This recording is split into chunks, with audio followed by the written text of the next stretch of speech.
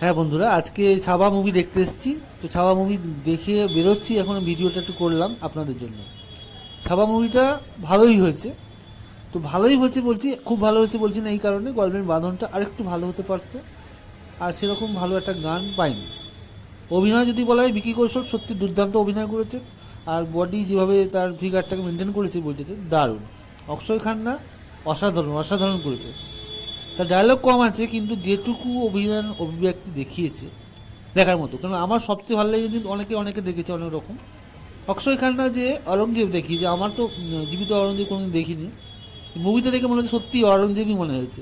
মনে হচ্ছে না অরঙ্গজেব একদম সামনে।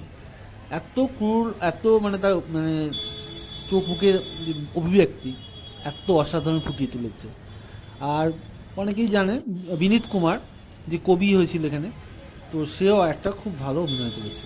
তো আপনারা অবশ্যই দেখুন, আপনারা বুঝতে পারবেন, বইটা বেশ ভালোই লাগবে, দারুণ দারুণ, খুব ভালো।